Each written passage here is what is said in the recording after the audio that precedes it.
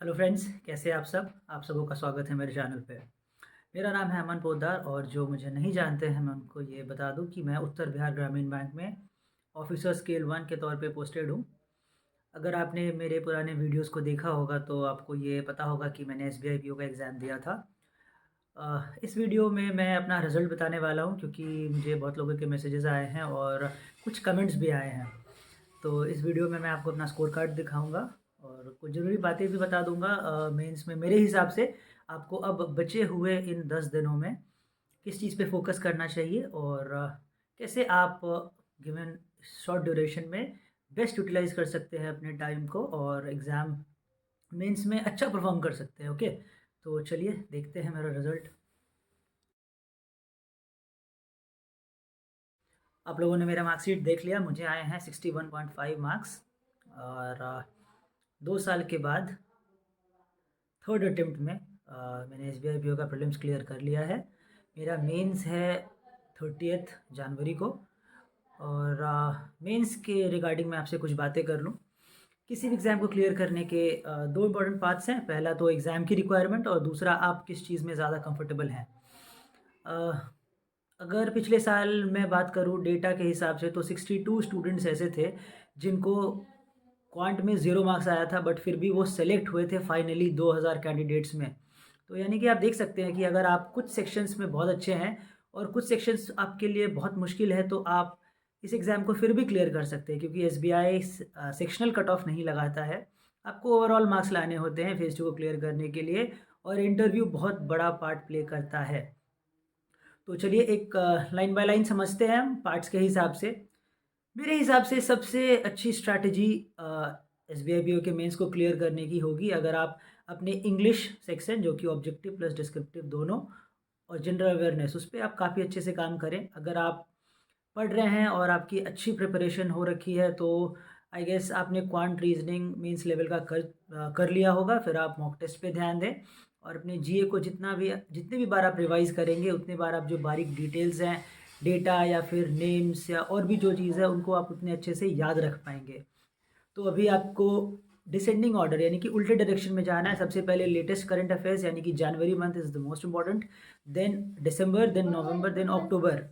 Okay, so इस तरह से आपको पीछे की ओर जाना है और जितने अच्छे से आप इसको रिवाइज करेंगे उतने अच्छे मार्क्स आप ले पाएंगे। इस बार जैसा कि आप लोगों को पता होगा जनरल अवेयरनेस का सेक्शन 60 मार्क्स का हो गया है तो 10 नंबर और ज़्यादा आई थिंक इसका वेटेज हो गया है। अ, तो आपकी स्ट्रैटेजी होनी चाहिए कि जनरल अवेयरनेस को इतने अच्छे से करना है कि 30 मार्क्स या उससे ऊपर आप इसमें लेके आएँ और अगर इंग्लिश में आप कंफर्टेबल हैं और आप थोड़ा प्रैक्टिस कर लें, आप डिस्क्रिप्टिव राइटिंग की प्रैक्टिस कर लें, जिसके लिए मैं आपको ग्रामरली का फ्री एक्सटेंशन रिकमेंड करूँगा। आप उस पे जाके लिख सकते हैं और उस पे वो आपको इवैल्यूएट करते हैं। अगर आप प्रीमियम ना भी लें, तो वो आपके बहुत सारे मिस्टेक्स आपको बता देते हैं।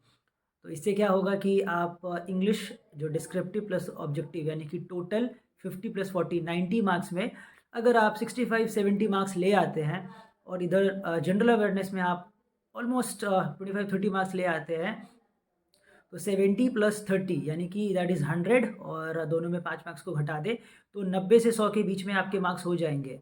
फिर जो टाइम आपको मिलेगा क्वांट में और रीजनिंग में वो तो आप कुछ ना कुछ करेंगे ही उसमें। वो एग्ज़ॉस्ट हुए बिना आप दूसरे सेक्शन पे मूव ही नहीं कर सकते। तो उस ड्यूरेशन में आपको क्या करना है, आपको पूरे क्वेश्चन पेपर को स्किम करना है यानी कि टोटल जितने भी क्वेश्चन होंगे आप पहले 2-3-4 मिनट दे के सारे क्वेश्चंस को देखेंगे और उसमें से जो आपको सबसे आपके हिसाब से उन सारे क्वेश्चंस में से जो आसान लगेंगे आप उनको अटेम्प्ट कीजिए और उसमें कोशिश कीजिए कि 3 या 4 क्वेश्चन या 2 या 3 जितने भी क्वेश्चन हो आप उन पे टाइप देके उनको अच्छे से करके और एक्यूरेसी के साथ उनको अटेम्प्ट कीजिए।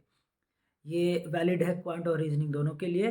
तो फॉर एग्जांपल अगर आप 90 टू 100 ले आते हैं इंग्लिश और जनरल अवेयरनेस में और अराउंड 10 भी मार्क्स आप अगर लेके आते हैं क्वांट और रीजनिंग से तो सब मिला के आपके हो जाएंगे 100 to 110 marks and that is a very good marks. अगर मैं पिछले 2 साल के कट ऑफ की बात करूँ मेंस की तो last year it was around 95, उसके पहले इट वाज अराउंड 88। तो दोनों केस में आप सेफ ही नहीं, आपके पास एक लेवरेज भी है कुछ मार्क्स का और जिसके साथ आप इंटरव्यू में पूरे कॉन्फिडेंस के साथ जा सकते हैं और थोड़े कम भी अगर मार्क्स रहे 40, 42, 38 तो भी आपका फाइनल सिलेक्शन होने का चांस है।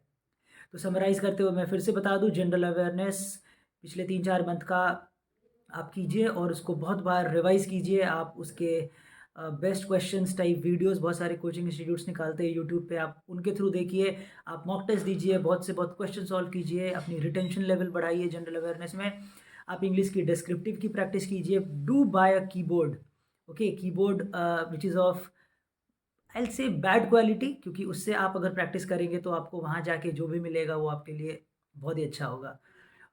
ग्रामरली का एक्सटेंशन यूज़ कीजिए, अपने ग्रामेटिकल एरर्स को रिड्यूस कीजिए, कॉम्प्रिहेंशन पढ़ने की कोशिश कीजिए, उसको समझने की कोशिश कीजिए, न्यूज़पेपर और जिस भी चीज़ से एसेज लिखिए, लेटर्स लिखिए, है ना? इंग्लिश की ग्रामेटिकल जो भी पोर्शन है, जो भी रूल्स है, उसको आप रिवाइज़ कीजिए और इसके साथ ही आप अच्छा कर पाएँगे और मेरी यही उम्मीद है कि आप सभी अच्छा करें। फिर मैं आपसे जुड़ूँगा जिस दिन एसबीआई का मेंस होगा, उसके बाद मैं वीडियो बनाऊँगा। मैं अपना एक्सपीरियंस भी शेयर करूँगा और साथ में आप लोगों से भी पूछूँगा कि आपका मेंस कैसा गया। और अगर आप मेरी स्ट्रैटेजी का कोई पार्ट फ़ॉलो करते हैं, क्योंकि मैं हमेशा कहता हूँ कि strategy should be custom made, tailor made for you, by you. Okay, तो मैं उस दिन आपसे जानने की कोशिश करूँगा कि ये मददगार साबित होती है या नहीं।